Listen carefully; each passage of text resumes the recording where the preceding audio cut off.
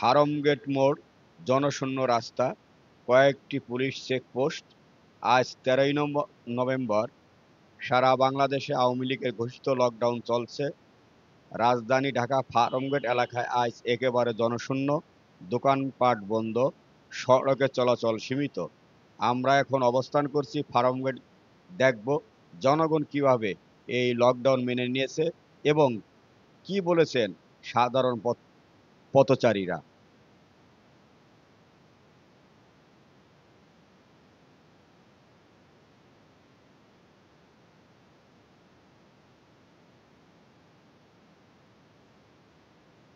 জনগণ, কোথাও গাড়ি দেখা যাচ্ছে না, শুধু রাস্তা ফাঁকা আর ফাঁকা।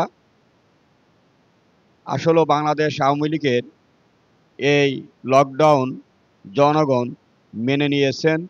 মেনে নেওয়ার পরে আমরা বিভিন্ন পথচারীর সাথে আমরা কথা বলেছি। তারা বলেছে বাংলাদেশ আওয়ামী লীগ একটা প্রাচীনতম সংগঠন।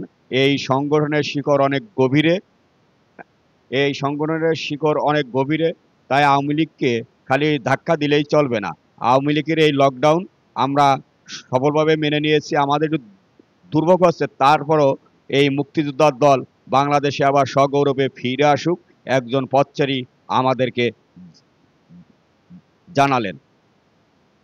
এবং আমরা ধীরে ধীরে আরও কিছু পথচারী সাক্ষাৎকার নেওয়ার চেষ্টা করছি। আমরা অনেক পথচারীর সাথে আমরা কথা বলে বিভিন্ন আসলে সবাই বাংলাদেশ আওয়ামী লীগের লকডাউনের পক্ষে সবাই একমত পোষণ করেছে।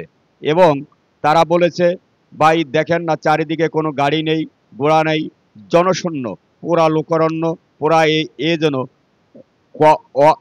করোনার মতো লকডাউন শুরু হয়েছে সারা বাংলাদেশে।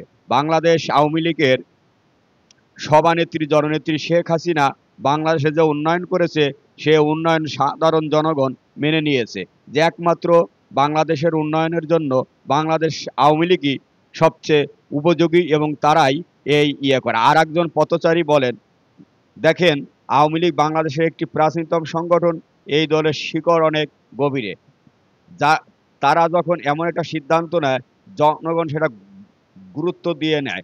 আজ আমি নিজেও বের হইনি, কাজে শুধু প্রয়োজনে বের হয়েছি।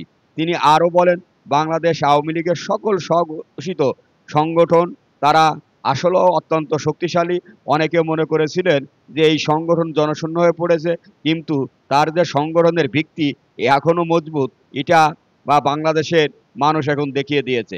কারণ উন্নয়নের উপকার একমাত্র জননেত্রী শেখ হাসিনাই এই বাংলাদেশকে সগৌরবে ফিরিয়ে আনতে সক্ষমতা অর্জন করবে বলে আমরা বিশ্বাস করি।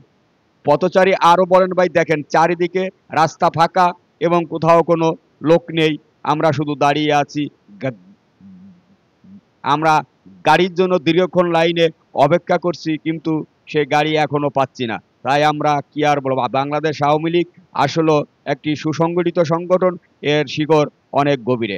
আর আমরা একজন মুরব্বীর কাছে প্রশ্ন করলে মুরব্বী বলে, একটি মুক্তিযোদ্ধার সংগঠন সহজেই তাকে ভেঙে ফেলা যায়। এই সংগঠন অত্যন্ত শক্তিশালী। এই সংগঠন বাংলাদেশ 54 বছর আগে জন্ম, তাকে ধাক্কা দিলেই এই সংগঠন পড়ে যাবে না।